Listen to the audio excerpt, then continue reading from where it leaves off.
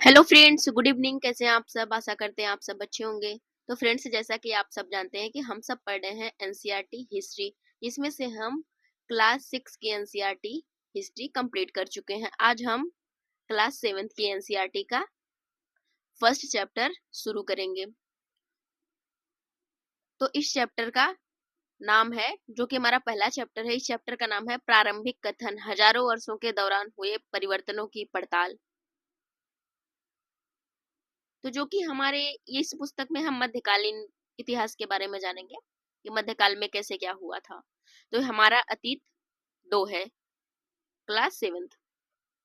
तो चलिए शुरू करते हैं।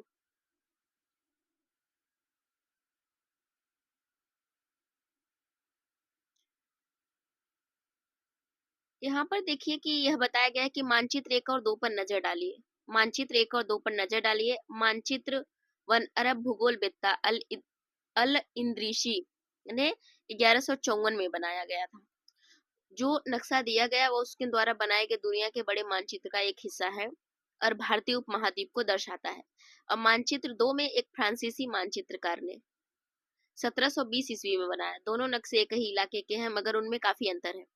अल इंद्रिसी के नक्शे में दक्षिण भारत उस जगह है जहां हम आज उत्तर भारत ढूंढते हैं, और श्रीलंका का द्वीप उत्तर की तरफ है। जगहों के नाम अरबी में दिए गए हैं, उनमें से कुछ पहचाने और नाम लिखें, जैसे कि उत्तर प्रदेश।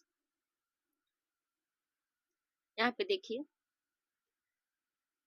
एक यह मानचित्र है और एक यह मानचित्र है।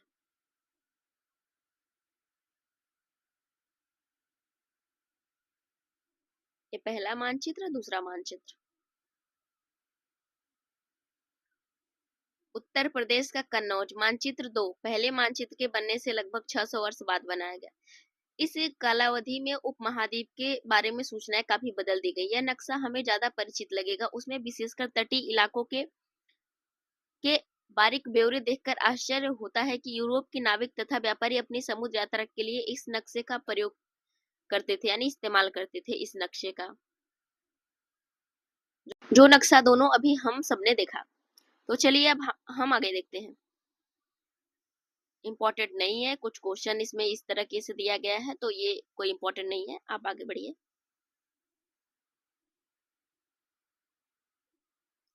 इतनी ही इतनी ही महत्वपूर्ण और एक बात यह है कि दूसरे युग तक मानचित्र अंकन का विज्ञान भी बहुत बदल गया था। इसलिए इतिहासकार अब बीते युगों के दस्तावेजों, नक्शों और लेखों का अध्ययन करते हैं। तो उनके लिए उन सूचनाओं के संदर्भों का, उनकी भिन्न भिन्न ऐतिहासिक पृष्ठभूमियों का ध्यान रखना जरूरी होता है। नई और पुरानी शब्दावली।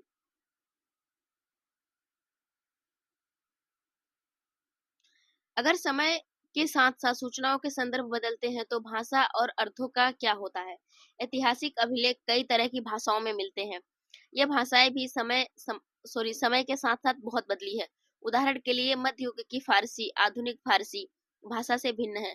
यह भिन्नता सिर्फ व्याकरण और शब्द भंडार में ही नहीं आई, समय के साथ साथ शब्दों के अर्थ भी बदल जाते हैं।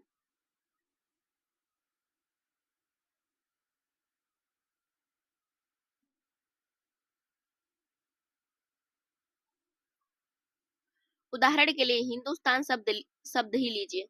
आज हम इसे आधुनिक राष्ट्र राज्य भारत के अर्थ में लेते हैं। 13वीं सदी में जब फारसी के इतिहासकार मिन्हाज सिराज ने हिंदुस्तान शब्द का प्रयोग किया था, तो उसका आशय पंजाब, हरियाणा, गंगा यमुना के बीच में स्थित इलाकों से था। जब मिन्हाज सिराज ने इस शब्द का, यानी हिंदुस्तान शब्द का प्रयोग किया था, तो उनका मतलब पंजाब, हरियाणा और गंगा यमुना के बीच में स्थित स्थान था।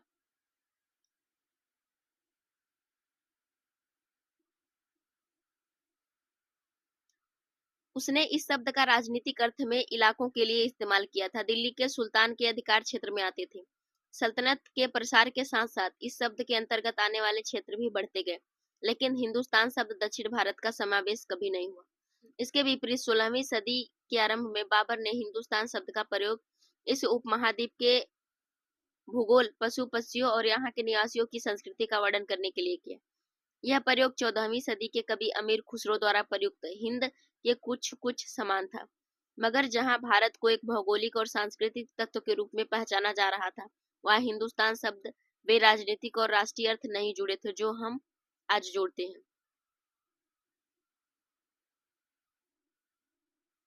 किसी भी शब्द का प्रयोग करने से इतिहासकारों को बहुत सावधान रहना चाहिए, क्योंकि अतीत में उन शब्दों के कुछ अलग ही अर्थ थे। उदाहरण के लिए विदेशी जैसा सीधा साधा शब्द ही लीजिए, हमारे लिए आज इसका अर्थ होता है ऐसा व्यक्ति जो भारतीय न हो। मध्य युग में मानो किसी गांव में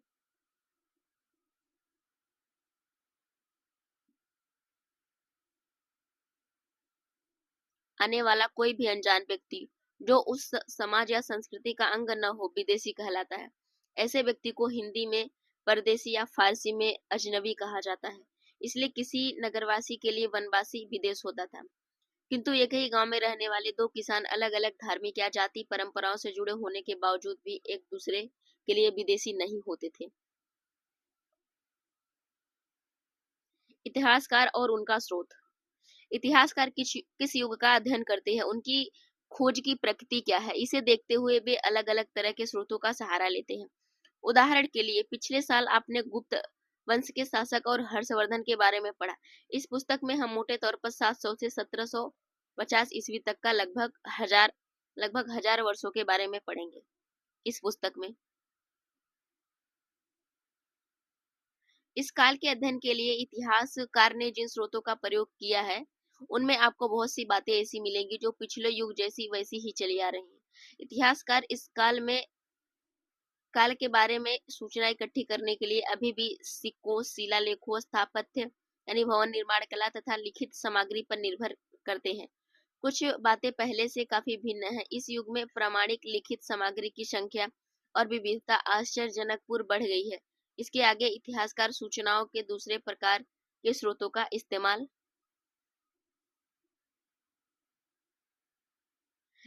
धीरे धीरे करने लगे। इस समय के दौरान कागज क्रमशः सस्ता हो गया और बड़े पैमाने पर उपलब्ध होने लगा। लोग धर्म ग्रंथ, शासकों के वृत्तांत, संतों के लेखन तथा उपदेश, अर्जियां, अदालतों के दस्तावेज, हिसाब तथा करों के खाते आदि लिखने में इसका उपयोग करने लगे। धनी व्यक्ति, शासक, जन, मठ तथा मंदिर पांडुलिपियां एकत्रित किया करते थे। इन पांडुलिपियों को पुस्तकालयों तथा अभिलेखागारों में रखा जाता है। पांडुलिपियों तथा दस्तावेजों से इतिहासकारों को बहुत बहुत सारी विस्तृत जानकारी मिलती है, मगर साथ ही इसका उपयोग कठिन है।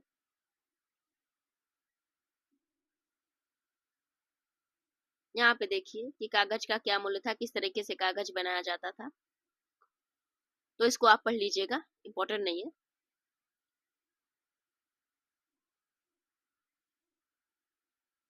यहाँ पे देखिए अभिलेखागार क्या होता है। अभिलेखागार एक ऐसा स्थान जहां दस्तावेजों और पांडुलिपियों को संग्रहित किया जाता है। आज सभी राष्ट्रीय और राज्य सरकारों के अभिलेखागार होते हैं, जहां वे अपने तमाम पुराने सरकारी अभिलेख और लेन देन के ब्यौरों का रिकॉर्ड रखते हैं। उन्हें हम अभिलेखागार कहते हैं। यहाँ पे देखिए चित्र संख्या 1। ये यहाँ पे देखिए एक लघु चित्र की प्रकृति, जिसमें एक लिपिक किसी पांडुलिपि पर नकल कर रहा है। यहाँ पे देखिए इस चित्र का आकार सिर्फ 10.5 सेंटीमीटर गुणे 7.1 सेंटीमीटर है। इस छोटे आकार के कारण इसे लघु चित्र या मिनीचेयर कहा जाता है। मिनिएचर। कभी कभी इन लघु चित्रों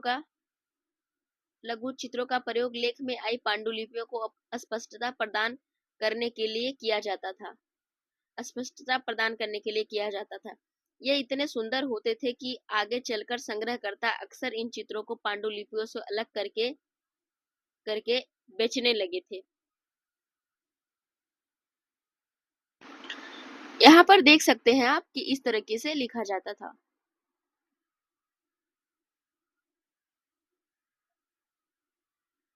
यहाँ पे देखिए जो चित्र लिखा गया है इसके बारे में क्या जानकारी है। लिखावट की भिन्न प्रकार की शैलियों के कारण फारसी और अरबी पढ़ने में कठिनाई हो सकती है। नस्तलिक लिपि बाईं ओर में वर्ड जोड़कर धारा प्रवाह रूप में लिखे जाते हैं। फारसी अरबी को जानने के लिए इस लिपि को पढ़ना आसान होता है, यानी शिकस्त लिपि दाईं ओर अधिक सघन और संक्षिप्त कठिन है। यहाँ पे देखिए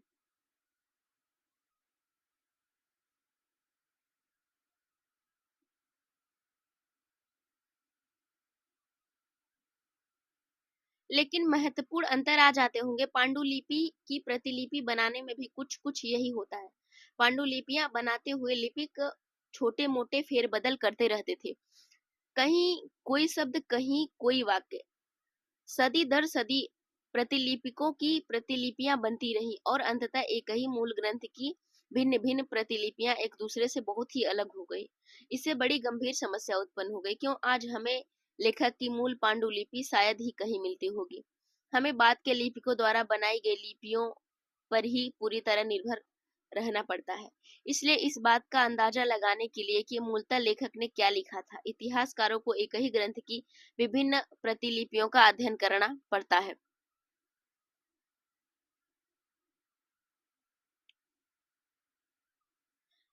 कई बार लेखक स्वयं ही समय समय पर अपने मूल वृत्तांत में संशोधन करते रहते हैं। 14वीं शताब्दी के इतिहासकार जियाउद्दीन बर्नी ने अपना वृत्तांत पहली बार 1356 में और दूसरी बार इसके 2 वर्ष बाद लिखा था। दोनों में अंतर है, लेकिन 1971 तक इतिहासकारों को पहली बार वाले वृत्तांत की जानकारी नहीं थी। यह पुस्तकालयों के विशाल संग्रहों में कहीं दबा पड़ा था। नए सामाजिक और राजनीतिक समूह। नए सामाजिक और राजनीतिक समूह सन 1700 से 1750 के बीच हजारों वर्षों का अध्ययन इतिहासकारों के आगे भारी चुनौती रखता है। मुख्य रूप से इसलिए कि पूरे काल में बड़े पैमाने पर और अनेक तरह के परिवर्तन हुए।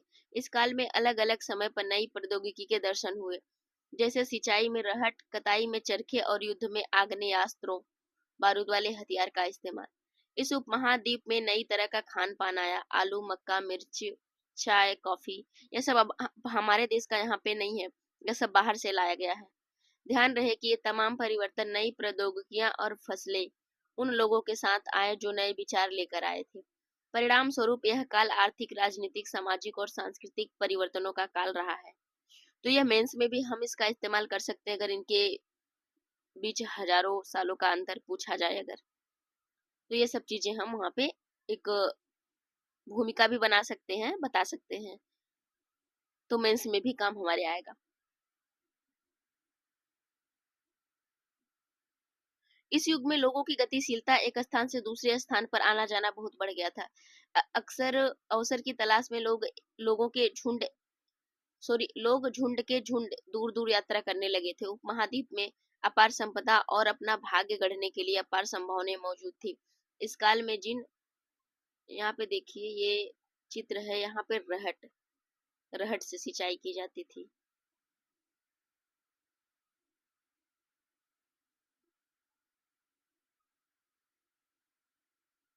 जिन समुदायों का महत्व बढ़ा उनमें से एक समुदाय था राजपूत, जिसका नाम राजपुत्र अर्थात राजा का पुत्र से निकला है।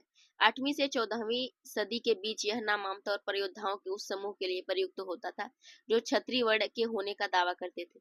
राजपूत शब्द के अंतर्गत केवल राजा, सामंत वर्ग ही नहीं, बल्कि वे सेनापति और सैनिक भी आते थे जो पूरे उपमहाद्वीप में अलग अलग शासकों की सेवाओं में सेवारत थे। कवि और चारण की राजपूतों की आचार संहिता परल पराक्रम और स्वामी भक्ति का गुणगान करते थे। इस युग में राजनीतिक दृष्टि से महत्व हासिल करने के अवसरों का लाभ मराठा, सिख, जाट, अहोम और कायस्थ, मुख्यतः लिपिकों और मुंशियों का कार्य करने वाली जाति आदि समूहों ने भी उठाया।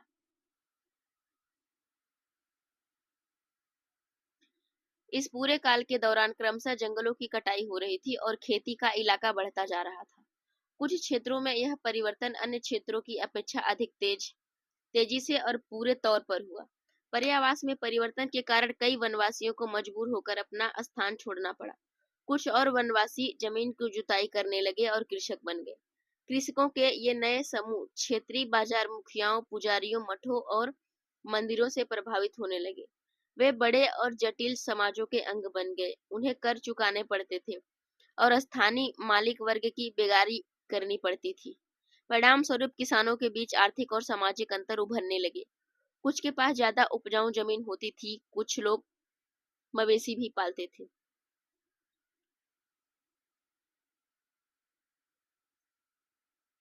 जैसे जैसे समाज में अंतर बढ़ने लगे, लोग जातियों और उपजातियों में बट जाने लगे।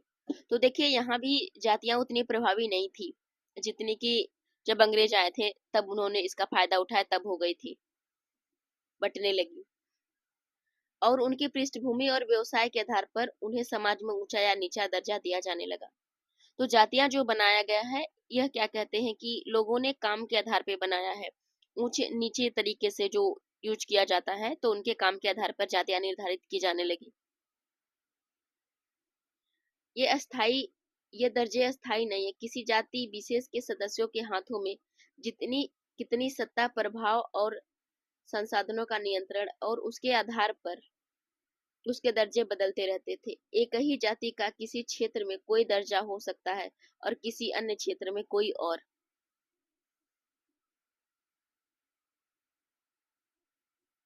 अपने सदस्यों के व्यवहार का नियंत्रण करने के लिए जातियां स्वयं अपने अपने नियम बनाती थी। इस नियमों का पालन जाति के बड़े बुजुर्गों की एक सभा करवाती थी, जिसे कुछ इलाकों में जाति पंचायत कहा जाता था। लेकिन जातियों को अपने निवास के गांव और रिवाजों का पालन भी करना पड़ता था। इसके अलावा कई गांवों पर मुखियाओं का शासन होता था। मिल मिलाकर किसी राज्य की एक छोटी इकाई भर होती थी। क्षेत्र और साम्राज्य। चोल अध्याय 2, तुगलक अध्याय 3, मुगल अध्याय 4 जैसे बड़े राज्यों के अंतर्गत कई सारे क्षेत्र आ जाते हैं, यानी इसके बारे में हम पढ़ेंगे आगे। दिल्ली के सुल्तान गयासुद्दीन बलबन 1266 से लेकर 1287 की प्रशंसा में एक संस्कृत प्रशस्ति में एक विशाल साम्राज्य का शासक बताया गया, जो पूर्व बंगाल गौड़ से लेकर पश्चिम अफगानिस्तान के गजन तक फैला हुआ, और जिसमें संपूर्ण दक्षिण भारत यानी द्रविड़ भी आ जाता है। गौड़ आंध्र, केरल, कर्नाटक, महाराष्ट्र, गुजरात आदि भिन्न भिन्न क्षेत्रों के लोग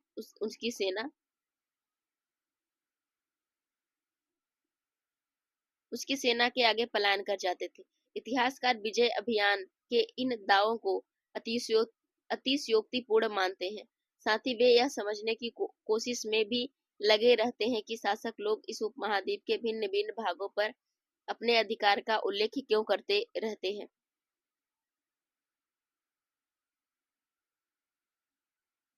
यहाँ पे देखिए एक मानचित्र दिया गया है। मिस्र के शिहाबुद्दीन उमरी द्वारा रचित मुसालिक अल अबसर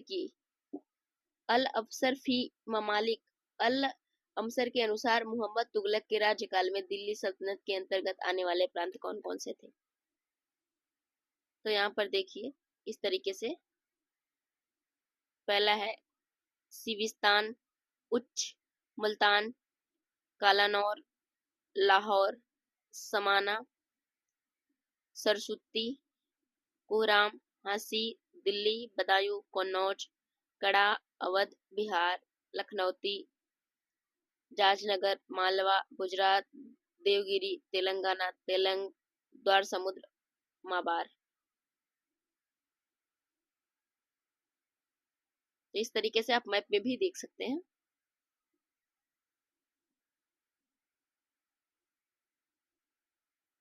भाषा तथा क्षेत्र। सन 1318 में कवि अमीर खुसरो ने इस बात पर गौर किया था कि इस देश के हर क्षेत्र की अलग भाषा है। सिंधी, लाहौरी, कश्मीरी, द्वार समुद्री, दक्षिण कर्नाटक में, तेलंगानी, आंध्र प्रदेश में गुर्जरी, गुजरात में म, म, अबारी, तमिलनाडु में गौड़, बंगाल में अवधी, पूर्वी उत्तर प्रदेश में हिंदवी, दिल्ली के आसपास के क्षेत्र में। अमीर खुसरो ने आगे बताया कि इन भाषाओं के विपरीत एक भाषा संस्कृत भी है, जो किसी विशेष क्षेत्र की भाषा नहीं, एक प्राचीन भाषा है जिसे केवल ब्राह्मण जानते हैं, आम जनता नहीं।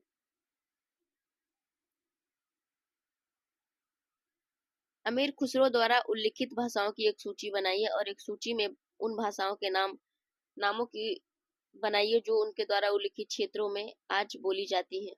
जो एक से उन्हें रेखांकित कीजिए, जो भिन्न उन चारों से और रेखा खींच दीजिए। तो चलिए अब आगे चलते हैं।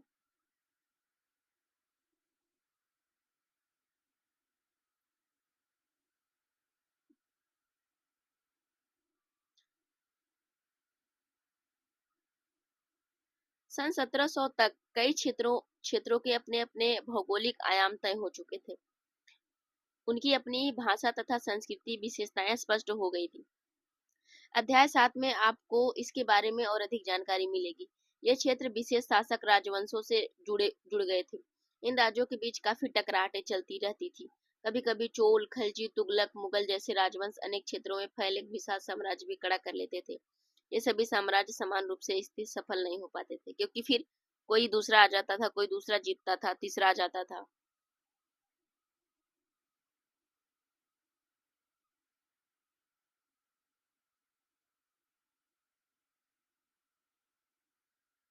18वीं सदी में मुगल वंश पतन ढलान पर था। फलस्वरूप क्षेत्रीय राज्य फिर से उभरने लगे थे।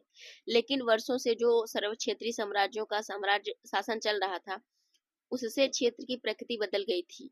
उन पर कई छोटे बड़े राज्यों का शासन चलता रहता था, और उन राज्यों की बहुत सी बातें उपमहाद्वीप के अधिकतर भाग पर फैले इन क्षेत्रों को विरासत में मिली थी।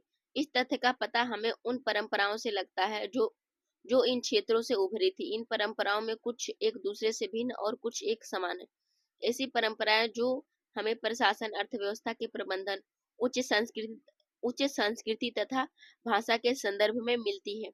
सन 700 से लेकर 1750 बीच के बीच हजार वर्षों में इन भिन्न भिन्न क्षेत्रों की प्रकृति एक दूसरे से कटकर अलग अलग नहीं पनपी थी।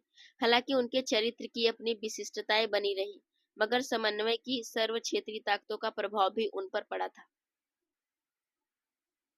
पुराने और नए धर्म। इतिहास के जिन हजार वर्षों की पड़ताल हम कर रहे थे, इसके दौरान धार्मिक परंपराओं में कई बड़े परिवर्तन आए। दैवी तत्व दैवी तत्व में लोगों की आस्था कभी कभी बिल्कुल ही व्यक्तिगत स्तर पर होती थी, मगर आम तौर पर इस आस्था का स्वरूप सामूहिक होता था। किसी दैवी तत्व में सामूहिक आस्था यानी धर्म प्रायः स्थानीय समुदायों के सामाजिक और आर्थिक संगठन से संबंधित होती थी। जैसे जैसे इन समुदायों का सामाजिक संसार बदलता गया, वैसे ही इसकी आस्थाओं में भी परिवर्तन आता गया। आज हम जिसे हिंदू धर्म कहते हैं, उसमें भी इसी युग में महत्वपूर्ण बदलाव आए हैं। इन परिवर्तनों में से कुछ थे नए देवी देवताओं की पूजा, राजाओं द्वारा मंदिरों का निर्माण, और समाज में पुरोहितों के रूप में ब्राह्मणों का बढ़ता महत्व और बढ़ती सत्ता आदि। संस्कृत ग्रंथों के ज्ञान के कारण समाज में ब्राह्मणों का बड़ा आदर होता था। इसे संरक्षक थे। नए नए नए शासक जो स्वयं प्रतिष्ठा की चाह में थे, इन संरक्षकों का समर्थन होने के कारण समाज में इनका दबदबा और भी बढ़ गया था। देखिए, संरक्षक कोई प्रभावशाली धनी व्यक्ति जो किसी कलाकार, शिल्पकार, विद्वान, अभिजेत जैसे किसी अन्य व्यक्ति को मदद या सहारा दे, उसे हम संरक्षक कहते हैं।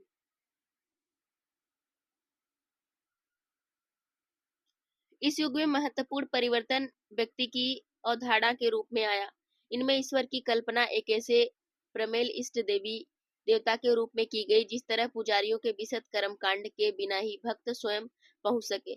इस विषय में और साथ ही दूसरी परंपराओं के बारे में आपको अध्याय 6 में जानकारी मिलेगी। हम अध्याय 6 में पढ़ने वाले हैं, इसके बाद जानकारी मिलेगी।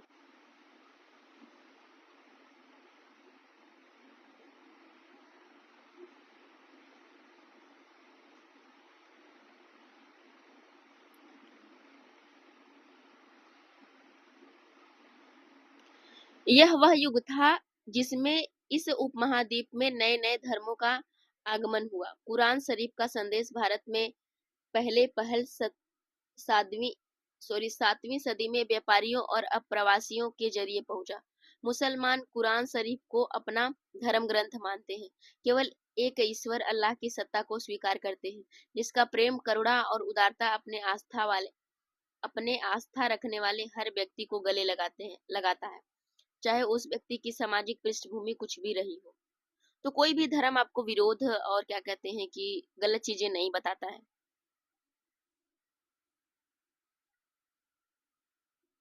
कई शासक इस्लाम और उसके विद्वान धर्म शास्त्रियों और अन्य शास्त्रियों के अर्थात उलेमा को संरक्षक देते थे। हिंदू धर्म की ही भांति इस्लाम के अनुयायी भी अपने धर्म की अलग अलग तरह से व्याख्या करते हैं। मुसलमानों में कुछ शिया जो पैगंबर साहब के दामाद अली के मुसलमानों का सम्मत नेता मानते थे और कुछ ही सुन्नी जो खलीफाओं के प्रभुत्व को स्वीकार करते थे। इस्लाम के आरंभिक दौर में इस धर्म का नेतृत्व करने वाले खलीफा कहलाते थे और आगे भी इनकी परंपरा चलती रही। इस्लामी न्याय सिद्धांत, विशेषकर भारत में इनकी हैनफी और सरफी ऐसे सिद्धांत की विभिन्न परंपराओं में वे महत्वपूर्ण अंतर रहे। ऐसे ही धर्म सिद्धांतों तथा रहस्यवादी विचारों को लेकर विभिन्नताएं देखने को मिलती हैं। समय और इतिहास के कालखंडों पर विचार। इतिहासकार समय को केवल घड़ी या कैलेंडर की तरह नहीं देखते, यानी केवल घंटों या दिनों वर्षों के बीतने के रूप में नहीं देखते। उनका नजरिया यह है कि समय सामाजिक और आर्थिक संगठन में आने वाले परिवर्तनों को झलकता है, दिखलाता है कि विचारों और विश्वासों में कितना स्थायित्व रहा है, कितना परिवर्तन आया है। यदि अतीत को समान विशेषता रखने वाले कुछ बड़े युगों या हिस्सों में या कालों में बांट दिया जाए तो समय का अध्ययन कुछ ही आसान हो जाता है। 19वीं सदी के मध्य में अंग्रेज इतिहासकारों ने भारत के इतिहास को 3 युगों में बांटा, हिंदू, मुस्लिम और ब्रिटिश। यह विभाजन इस विचार पर आधारित है कि शासकों का धर्म ही एकमात्र महत्वपूर्ण ऐतिहासिक परिवर्तन होता है और अर्थव्यवस्था, समाज और संस्कृति और कोई भी महत्वपूर्ण बदलाव नहीं आता। इस दृष्टिकोण में इस उपमहाद्वीप की अपार विविधता की उपेक्षा हो जाती है। इस काल में विभाजन को आज बहुत कम इतिहासकार ही स्वीकार करते हैं। अधिकतर इतिहासकार आर्थिक और सामाजिक कारकों के आधार पर ही अतीत के विभिन्न कालखंडों की विशेषता तय करते हैं। पिछले साल आपने जो इतिहास पढ़े उनमें प्राचीन समाजों के कई प्रकारों का समावेश था, जैसे शिकारी, संग्राहक, प्रारंभिक दौर के कृषक, कृषि कर्मी और शहरों और गांवों के निवासी और आरंभिक दौर के राज्य और साम्राज्य। इस साल आप जो इतिहास पढ़ेंगे उसे प्रायः मध्यकालीन इतिहास कहा जाता है। इसमें आपको कृषक समाजों के विस्तार, क्षेत्रीय और साम्राज्यिक राज्यों के उदय, कभी-कभी तो ग्रामवासियों और वनवासियों की कीमत पर प्रधान धर्मों के रूप में हिंदू धर्म, इस्लाम धर्म के विकास और यूरोप से व्यापारी कंपनी के आगमन के बारे में और विस्तार से जानकारी मिलेगी। भारत के इतिहास के ये 1000 साल अनेक बदलाव के साक्षी रहे हैं। आखिर 16वीं और 17वीं शताब्दी 8वीं या 11वीं शताब्दी से काफी भिन्न थी। इसलिए इस सारे काल को ऐतिहासिक इकाई के रूप में देखना समस्याओं से खाली नहीं है। फिर भी मध्यकाल की तुलना प्राय आधुनिक काल से की जाती है। आधुनिकता के साथ भौतिक उन्नति और बौद्धिक प्रगति का भाव जुड़ा हुआ है। इससे आशय यह निकलता है कि मध्यकाल रूढ़िवादी था, उस दौरान कोई परिवर्तन नहीं हुआ, लेकिन हम जानते हैं कि ऐसा नहीं था। इन 1000 वर्षों के दौरान इस उपमहाद्वीप के समाजों पर प्रायः परिवर्तन आते रहे हैं और कई क्षेत्रों की अर्थव्यवस्था तो इतनी समृद्ध हो गई थी कि उसने यूरोप की व्यापारी कंपनियों को भी आकर्षित करना आरंभ कर दिया। इस पुस्तक को पढ़ते समय आप परिवर्तन के चिन्हों तथा यहाँ सक्रिय ऐतिहासिक प्रक्रियाओं पर ध्यान देते चले। जब भी संभव हो पुस्तक में आप जो पढ़ रहे हैं उसकी तुलना आप पिछले वर्ष पढ़ी हुई बातों से करने की कोशिश करें। जहां भी संभव हो यह देखें कि कहाँ बदलाव हुए हैं, कहाँ नहीं, और आज अपने आसपास की दुनिया पर नजर डालकर यह भी देखें कि और भी कुछ बदला है या वैसा रहा है। बहुत कुछ बदल गया है और कुछ चीजें वैसी ही हैं। परिवर्तन तो बहुत कुछ हुआ है। कानून बनाए गए तरीके तरीके के, अलग अलग कागजी तरीके से, लेकिन परिवर्तन अभी देखा जाए सुरक्षा की मामला अगर की जाए महिलाओं की, तो ना तब थी ना अब है। तो कोई इसमें परिवर्तन नहीं आया है। थोड़ा बहुत परिवर्तन कह सकते हैं, लेकिन जो महिलाओं पर दुराचार हो रहा है, अभी आपने ये जो कोलकाता हॉरर केस के बारे में सुना होगा, तो आपको इससे पता चल गया कितनी दहला देने वाली घटना है। तो लोगों की मानसिकता है वो अभी तक चेंज नहीं हुई है। तो इसको आप मान के चलिए कि अभी भी वैसा ही है, कुछ परिवर्तन नहीं हुआ है। हम कुछ भी परिवर्तन के बारे में सोचे, हर क्षेत्र में हुआ है, ये नहीं कहा जा सकता कि नहीं हुआ है। बहुत डेवलपमेंट हुआ है, लेकिन महिलाओं की अगर स्थिति देखी जाए तो आज भी वही की वही है। आज भी उनके साथ अत्याचार उतना ही हो रहा है। कानून बनाने से कुछ नहीं होता है, उसको इम्प्लीमेंट करना होता है, लागू करना होता है, सख्त जो सजा सुनाई जा सकती है। तो चलिए अब आगे देखते हैं। के बाद देखिए कुछ अभ्यास प्रश्न भी दिए गए हैं, इनको हम कर लेते हैं।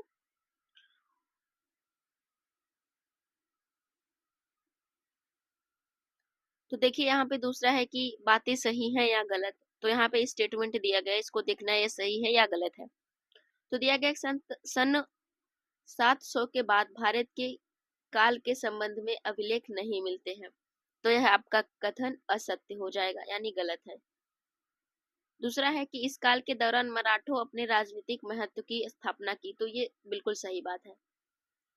तीसरा है कि कृषि केंद्रित बस्तियों के विस्तार के साथ कभी कभी वनवासी अपनी जमीन से उखाड़ बाहर कर दिए जाते थे। ये बिल्कुल सही बात है।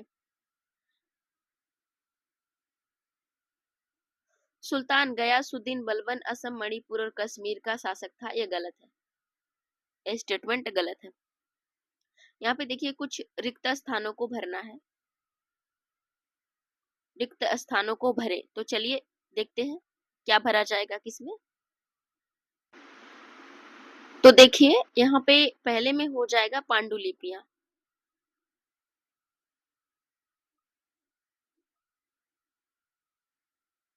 पांडुलिपियां। दूसरा हो जाएगा जियाउद्दीन बरनी,